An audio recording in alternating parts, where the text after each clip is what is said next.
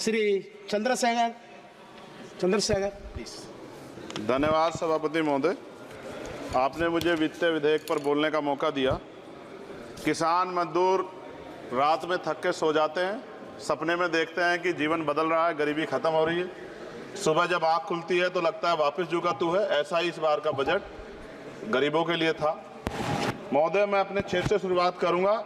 मेरा क्षेत्र नगीना बाढ़ प्रभावित है, कोई चर्चा नहीं हुई। किसान आम आदमी परेशान है, कोई चर्चा नहीं हुई। गन्ना मिल समय पर पैसा नहीं देती है।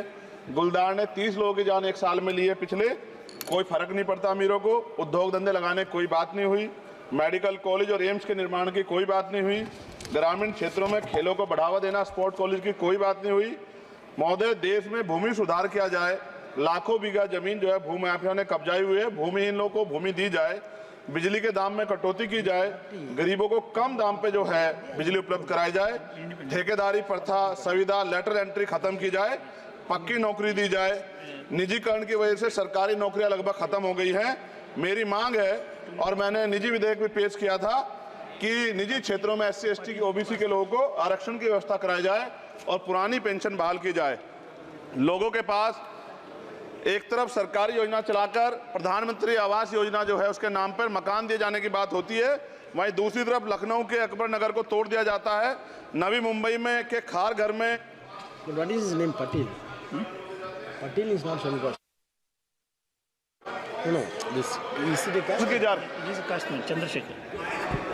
No, this Patil. माइक नहीं है सर, This one, बंद कर रहे हो sir? independent. This is independent. आ गया। धन्यवाद। हमारे लोग सर आर्थिक रूप से बड़े कमजोर हैं और 2 अप्रैल 2018 के मुकदमों के लिए कई बार सरकार से बात हुई, वापस नहीं हुई। उनको वापस कराया जाए। भीमा को वकीलों को बहुत पैसे लगते हैं सर। भीमा कोरे गांव में 3000 लोगों पर मुकदमे हुए थे महाराष्ट्र में, वो वापस नहीं हुए। पुणे में दीक्षा भूमि जो हमारा गौरव है, उसका वहाँ पार्किंग बना के उसको अपमानित किया जा रहा है, इसको बंद कराया जाए। पेट्रोल पंप के जो डीलर्स मार्जिन है वो 2017 से नहीं बढ़ा सर, इसका असर ग्राहकों पे पड़ता है। इसका असर जो है पेट्रोल पंप के नेटवर्क सुचारू रूप से चलाने पे पड़ता है। डीजल मार्जिन की बढ़ोतरी ना होने से हजारों कर्मचारी, लाखों कर्मचारी जो वहाँ काम करते हैं उनके जीवन पर असर पड़ रहा है। सहारा का में 10 करोड़ जमाकर्ता का लाखों करोड़ों रुपए जमा है। कंपनी बंद हो जाने के कारण 10 लाख से ज्यादा एजेंट बेरोजगार हो रहे हैं, नौकरी कहीं है नहीं।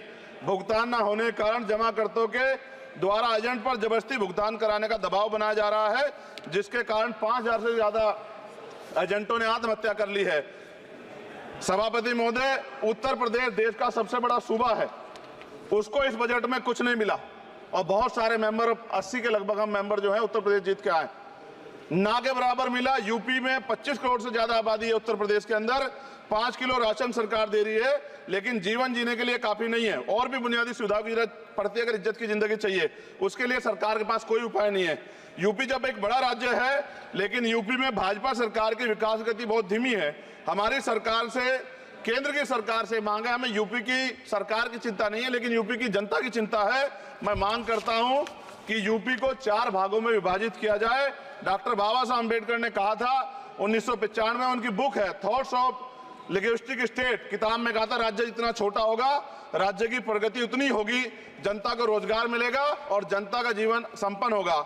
मोदी, एक बात मुझे आपसे कहनी है, आपने भी ये विषय उठाया था जब आप अपनी बात रख रहे थे, शेड्यूल कास्ट के साथ जो धोखा किया गया सुप्रीम कोर्ट के जरिए, आप इस बात को इस तरह समझे, 1.5 साल पहले मैंने मांग की थी, अगर इतना हितैषी हमारे लोग होते तो जब EWF 10% दे सकते हैं तो 5% शेड्यूल कास्ट के उन जातियों को दिया जा सकता था, लेकिन दृढ़ संकल्प और इच्छा शक्ति नहीं है गरीबों के उत्थान की। साथ साथ OBC की जातियां उनको भी दिया जा सकता था। ये जो हमारे साथ खेल किया गया है, ये खेल जो है इसमें बहुत गुस्सा है, सरकार को संज्ञान लेना चाहिए और सत्ता और विपक्ष दोनों जो है अपना स्टैंड क्लियर कर दें, क्योंकि दलित समाज, आदिवासी समाज इसको देख रहा है, वो भूलेगा नहीं। जो उनके गले काटने काम करेगा उनको भूलेगा नहीं।